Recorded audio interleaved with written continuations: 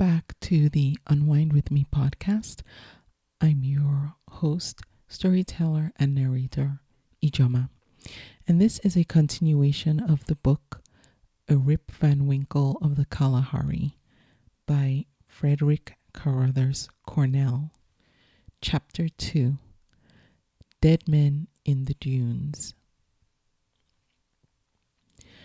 I don't know how long I gazed in fascination at the wonderful stone, but at length a low chuckle from Inyati brought me back to reality. He stood looking at me with a whimsical smile on his face. "Magic," he said. "Magic, my master. Did I not say there was magic in these bright stones?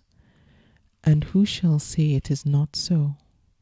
Has not my master for a whole moon been lifeless and sad until he looked even as the old cow that died of lung sick but yesterday? And has not the very sight of the magic stone again brought fire to his eyes? Till he is again, even as the young bull that killed 2 of those bushmen dogs also but yesterday? Who shall say it is not magic?" "Inyati," I stammered, coming back to my senses and ignoring his extremely doubtful compliments. "Speak, man, where did you get this?" "In my own land, master, a far land many moons' trek from here, and where there are many. But few dare touch them except indeed the devil, men, and they are not men at all, but devils. Though I feared them little even then, and now that I have a gun, for surely my master will give me the little gun that speaks many times for this magic stone, I fear them not at all, and we will go back and get many more if my master so wishes, and I will see again the woman who gave me the stone as a talisman long years ago." "Give him the little gun that speaks many times, the Winchester for a diamond worth a king's ransom?" "Inyati," I said, though I was sorely tempted, "the gun is thine, not indeed for the stone, for that I will not take from thee, and it is worth more than all the guns and cattle I possess. But for the gun, guide thou me to this land of thine, that I may find these stones thou callest magic." "That will I do readily, master," he answered. "And, in truth, I am well content to keep the stone, for the sake of the woman who gave it me. And there are many more. And did I not say truthfully that the stones were magic? See now, my master, the very sight of one has made my master give me the desire of my heart, the little gun that speaks many times." I gave him the Winchester there and then, and never did I see a human being so delighted. Late into the night, we sat and talked and planned, whilst the bushmen sat around their campfire and clucked and chattered in their queer-sounding speech, gorging themselves to repletion on the offal of an eland I had shot the previous day. I learnt that Inyati's country lay far to the northeast, across the dreaded waterless stretches of the unknown Kalahari. He had fled from it years ago, his life forfeit to the priests of or devilmen, as he called them, for some cause that he did not explain, or that my limited knowledge of his language did not permit of my understanding. The stones were plentiful, that he assured me of again and again, but they were sacred or tabooed, and no one was allowed to handle them but the priests of whom he spoke. He had always wanted to return, but had always feared. But now, with his little gun, I believe Inyati would cheerfully have faced 1,000 priests, or, for the matter of that, 1,000 warriors. Dangers there would be, but what was that to him and his master? Dangers there would be, but what was that to him and his master? He could find his way back, though the journey would be long and difficult, and now was the only season in which it could be undertaken, the season when the wild melon made it possible to traverse the waterless wastes of the great thirst land. I did not hesitate a moment. In fact, no wink of sleep had I that night, but lay tossing and turning, longing for daylight to come that I might inspan and commence my long trek. It came at last. My preparations for striking camp were soon made, and sending off my crowd of bushmen, camp followers, with a small present of tobacco, I turned my back to the sea and began my long journey to the northeast.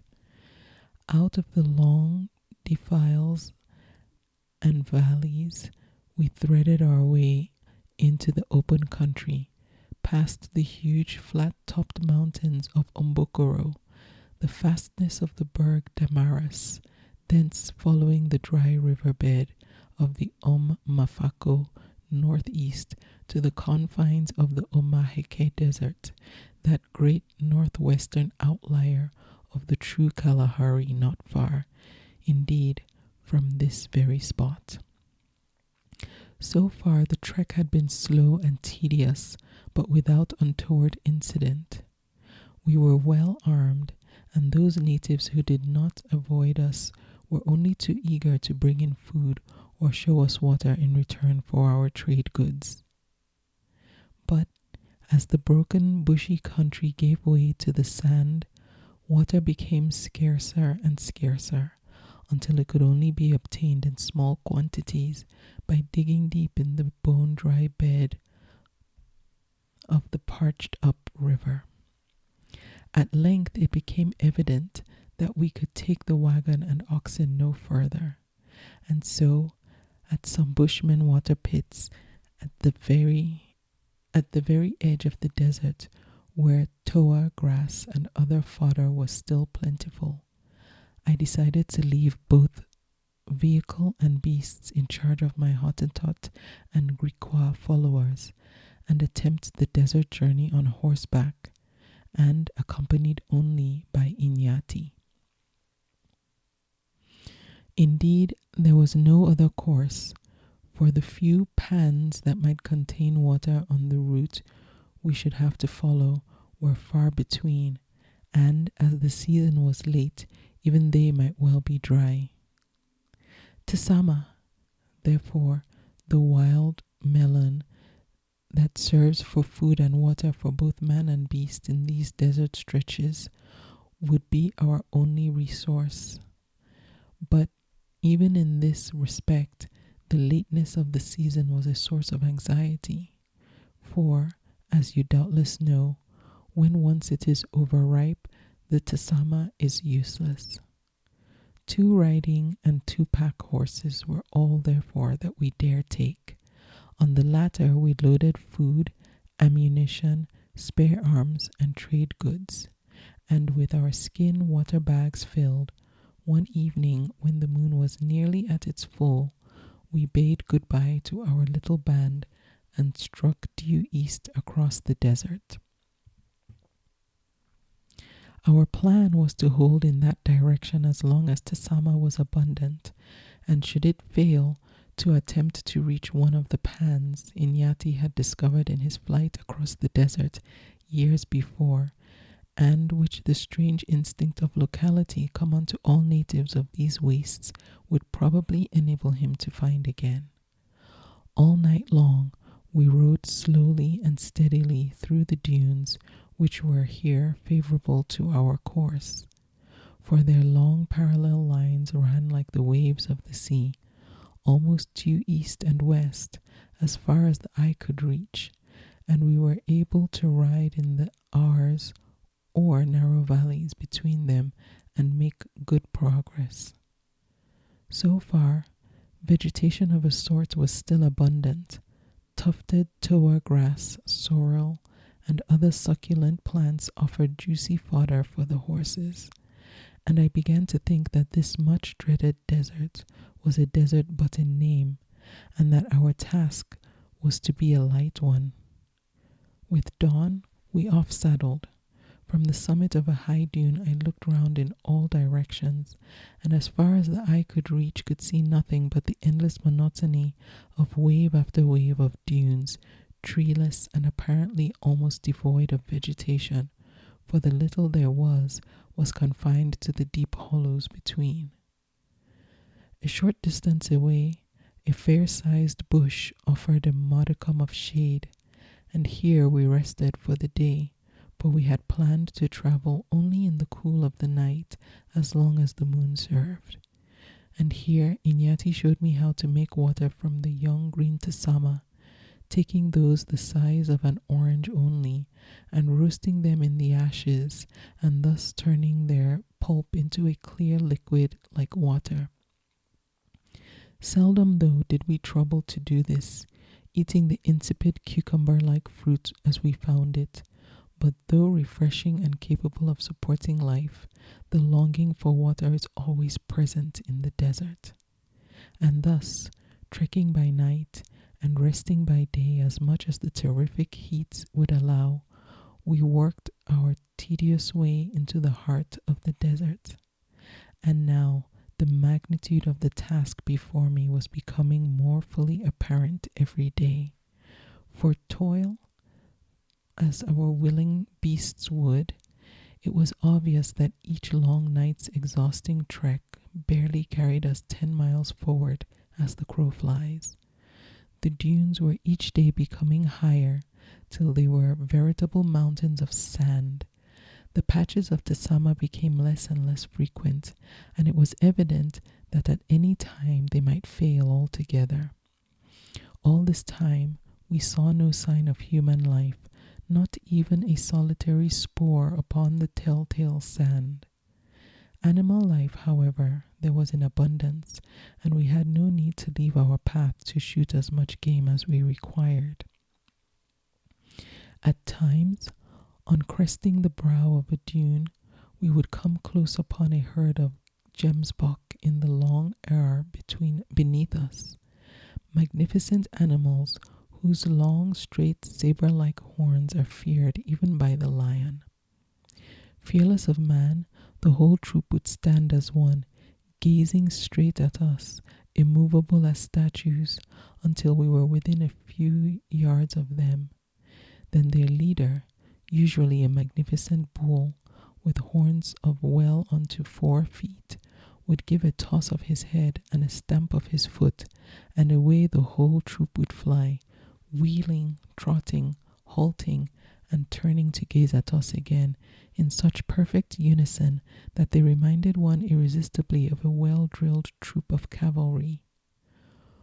Or a flock of ostriches would career across our path, their huge strides covering the ground at an incredible pace. Queer-looking hartebeest were also plentiful, and duiker, steenbok, and smaller fry abounded everywhere. Of lions we saw but little, though their spoors were abundant, and occasionally we heard them at night. The spoors of leopards were everywhere, but these wily animals are seldom seen unless hunted for, and often a pack of the dreaded wild hunting dogs would steam across our path in pursuit of its quarry. For strangely enough, all of these animals appear to be absolutely independent of water, and some of them, notably the gemsbok, apparently never drink. There came a day when we entered an entirely different region, though still the sand stretched in all directions. But now the dunes were no longer either uniform in height or parallel as they had been, but tossed and tumbled in all directions in the utmost confusion. And here also, Tisama, and in fact all vegetation, ceased. We reached this region of awful desolation a little after sunrise one morning, coming upon it abruptly from the edge of a dune whose hollow held the usual vegetation in plenty. With my field glasses, I scanned the bare and barren waste before us in all directions, but no sign of life or vegetation broke the monotony of its awful desolation. I looked at Inyati, peering from under his palm in the same direction, and he answered my unspoken question. Yes, master, we must cross it. It runs for many days' journey north and south, and we cannot go round. I crossed it when I came, but further south, and I found a little Tasama then, and yet I nearly died. That day the heat was very great, and here there were no bushes to give us a particle of shade. A few stunted garbumen there were, and the horses ate eagerly of the long bunches of bean-like fruit hanging from them, but their thin, withered foliage was no protection against the terrific power of the sun. Then Inyati showed me a bushman trick, for, boring in the side of the dune, he soon made a considerable hollow, and breaking down the brittle bushes, he roofed it over, throwing a whole pile of other bushes on top till it was light-proof enough to at least break some of the sun's glare. And into this we crawled, and stewed till evening brought us some little respite. Meanwhile, we had discussed our chances of getting across. 3 days at least, my master, it will take the horses, and if we find no Tesama, they will die. It is drier than when I crossed, but if we go not east, but turn somewhat to the south, there is a pan. It is 2 days only, but who knows if there is water there. Still, mayhap that is the better path. That night we had to wait late before trekking, as the moon was waning, and in the hideous jumble of dunes before us, we feared to trust solely to the stars. We were glad to rest too, and let our horses rest and take their fill of the last Tasama they were likely to get. I lay smoking in the dark, waiting for the moon to rise and listening to the crunch of the horses still steadily feeding, when a low call from Inyati made me spring to my feet. He had climbed to the top of the highest dune, and at his second call I plowed my way up through the loose sand till I stood beside him. He was pointing away to the southeast. "A fire, master," he said. "There are men there. That must be our way, for there must be there be Tasama or water." Sure enough, a tiny fire was flickering far away, and apparently on the far horizon, though it is almost impossible to judge of the distance of a fire by night. At any rate, it certainly seemed better for us to make our way to it, and without waiting longer for the moon, we saddled up and started our floundering way across the labyrinth of dunes in its direction. All night long we followed the faint gleam, which faded and vanished as morning found us, well nigh exhausted in the midst of the wilderness of bare sand. But, though I could see nothing, Inyati's keen eyes made out a thin wreath of smoke from a prominent dune still some distance away, and in spite of our fatigue, we struggled on, till, with the sun glaring down full upon us, we stood on the flank of the huge slope of sand. Near its crest, a few dry and blackened stumps and withered bushes showed where a little vegetation had once existed, and from near them rose the smoke. There was, however, no sign of life, and not a sound broke the awful silence of the desert as we breasted the rise. Then a vulture flapped lazily up in front of us, and another, and another, and a tiger wolf, a hyena, lurched its gorged and ungainly carcass down the farther slope. The fire was alive, but those that had built and lit it were dead of thirst. that the vultures had left, a fearsome sight, and their swollen and protruding tongues told the tale as plainly as they had spoken. Yellow bodies, emaciated, but the bodies of what had once been a splendidly proportioned man and woman. No bushmen these. They are of my folk, said Inyati gravely, as he stooped to examine them. Mayhap they too have fled from the priests, and they have crossed the desert the way we would go, and are dead of thirst. Chapter 3. The Sandstorm. We scraped a hasty grave in the sand for the poor remains, and stood gazing silently across the dunes in the direction that the fresh spores showed the two poor creatures had come from. Stood there, regardless of our fatigue and of the blazing heat, of everything in fact but the grim tragedy before us and the terrible significance it bore for us, who would follow the same path. We must rest and eat, at length said Inyati. So too must the horses, or they may die before there is need. We stripped the loads from the poor brutes and divided the bags of tisama we had piled upon them, and soon they were munching away contentedly, whilst we rigged up some sort of shelter and lay and panted till the evening. Then, and then only, did we discuss what we were next to do.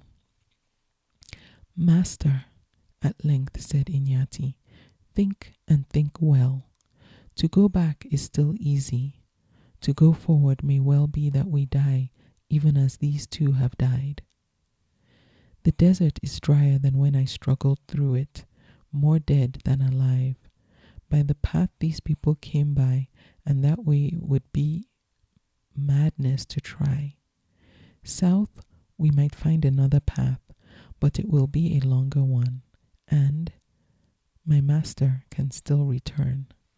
And the stone that my master can take, and I will go on and bring him more, if he will but return to the camp and there await me.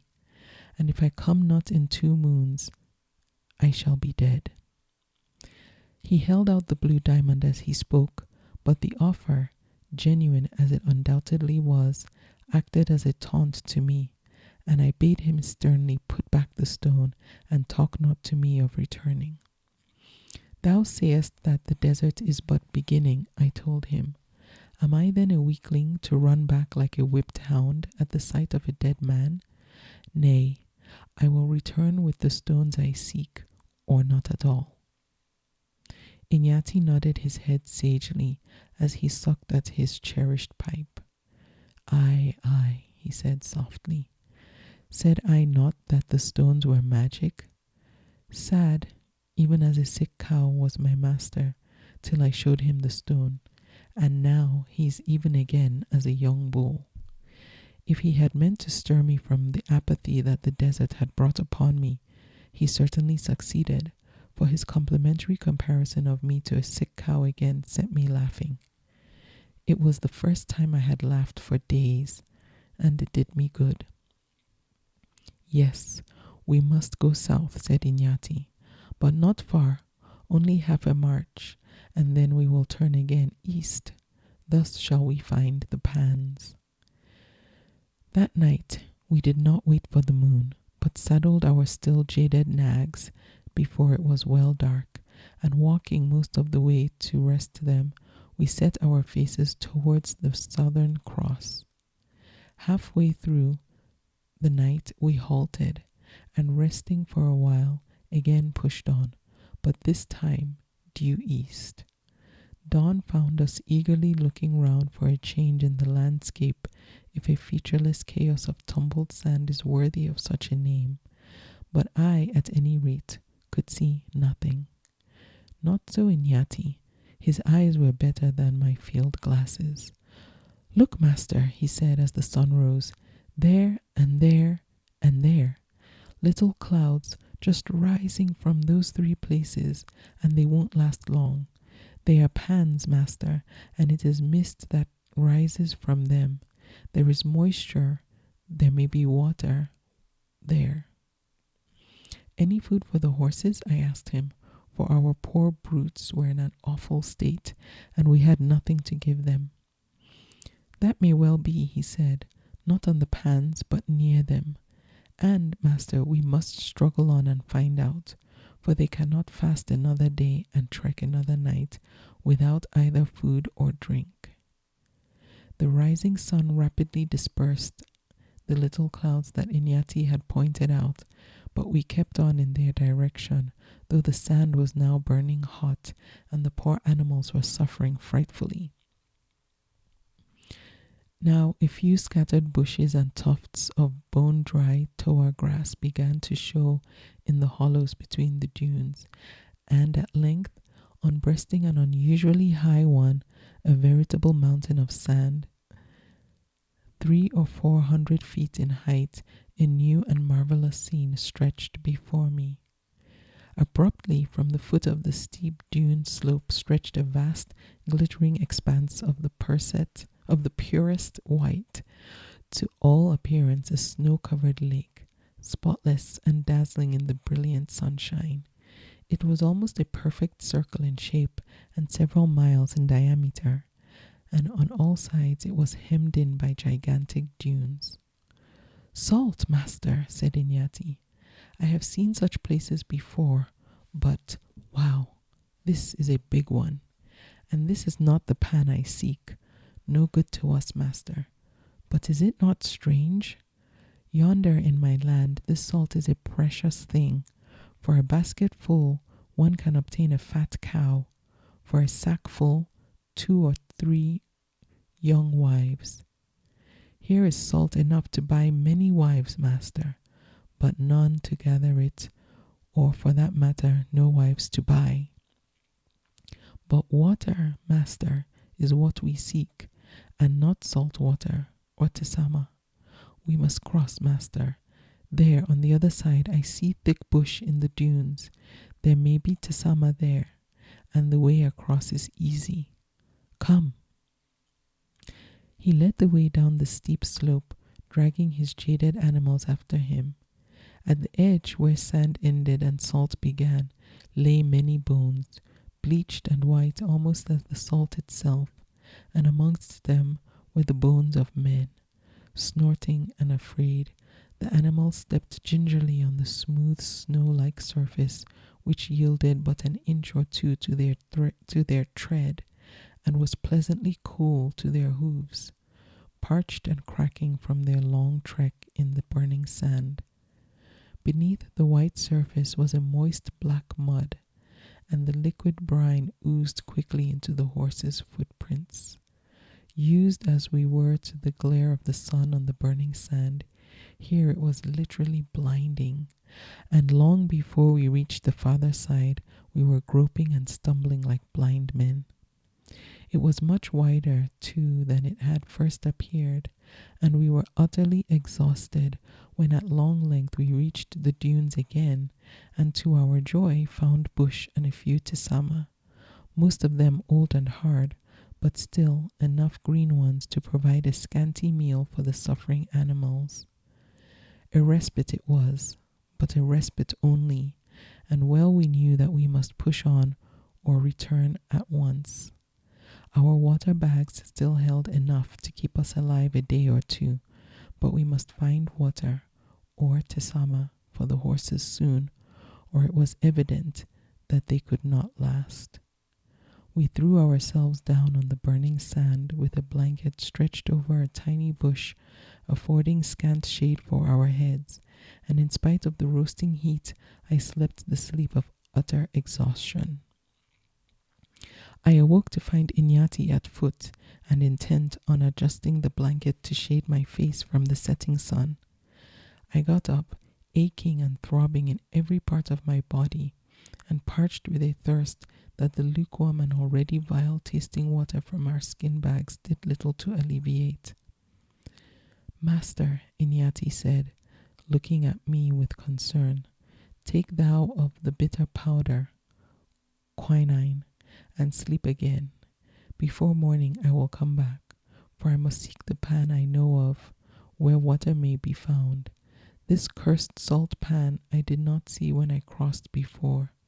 The pan I know is one of the others we saw the clouds rise from, which I know not. So I seek the nearest, and if water is there, by moonrise I will be here again. If not, and I must seek the farther one, then when the sun stands a span high, I will be back. Nay, better that I should go alone. Rest, master, and let the horses rest too, for if I find not the water, our path will be a hard one. He shouldered his Winchester and strode off, all my arguments failing to persuade him to take a drop of our little remaining store of water. I watched him striding away through the dunes till he was lost to sight. Then I turned to and made a fire and some food, for I felt weak and ill, and my head was burning. Then I looked to the horses, hobbling them short in case they should stray, though, poor brutes, they were too worn out to be likely to do anything of the kind. Then I gathered all the dry stumps and bush I could find and made a fire for lion and leopard spoor where they were very plentiful. Moreover, a fire would help Inyati to find his way back. Later, as night fell, I lay down and tried to sleep, but exhausted as I was, I could not rest. My thoughts were with Inyati. Would he find the pan and water? And if not, what would happen? The horses would scarce be able to struggle back to the nearest Tisama we had left, and in any case, to go back beaten. No, if Inyati gave any hope at all, I would push on as long as life lasted. So I lay and mused by the flickering fire, listening to the occasional yelp of a jackal or the horrible laughter of a hyena. Sleepless I could not. Sleep I could not. The horses too were restless, snorting and fidgeting as they bunched close together, only a yard or two from where I lay. I wondered if lions were prowling near but could hear or see nothing. The air was hot and stifling, and there was none of the pleasant coolness usual to even these summer nights in the desert. And on climbing to the crest of the dune to look vainly towards where Inyati must be wandering, I saw that the sky in that direction was heavy with clouds. And even as I looked, flash after flash of lightning rent their heavy pall. Thank God, was my first thought. There will be rain there, and if the pans lie there, we shall find water. I stood and watched for some time and saw that the storm was traveling towards me, but it was still far distant, and I returned to the fire and again tried to sleep, for the moon would not rise for several hours, and Inyati had said he could not be back before then. And this time I slept, a heavy sleep full of distorted dreams. At length I awoke with a start, just as a gust of wind caught the fire and scattered the embers in all directions. Another and another followed, each more violent than the preceding one. Then came a terrific blast that whirled the blanket I had been lying on away into the night. The last firebrand was snatched up as though by an unseen hand and borne high over the dune. And before I had time to realize what was happening, I was fighting for my life in the howling darkness of a terrific sandstorm. The wind was demoniacal. It apparently blew from all quarters at once, in short, sharp, incessant gusts, lifting and whirling away everything that came in its path, shifting the loose sand in such masses and hurling it with such force that to stand still would have meant being buried. Luckily, the scanty vegetation where we had rested had somewhat bound the sand, but in a few minutes of the awful struggle, I realized that unless I could reach some firmer spot, I must be overwhelmed. A momentary lull showed me the horses half buried and apparently too stupefied to do more than stand passively awaiting their fate. The salt pan, that was my only chance. There at least the very ground would not dissolve beneath my feet as it was doing here, and I must make it for at once, for the whirling cataclysm of sand was again closing upon me.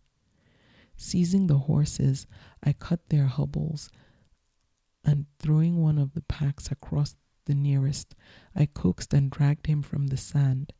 I had my rifle, and I had no time for anything else, but made off in the direction of the pan, barely 50 yards away.